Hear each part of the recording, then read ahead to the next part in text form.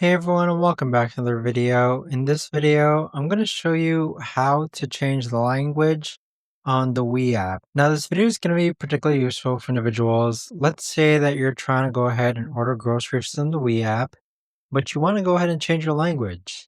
How do you actually go ahead about doing so?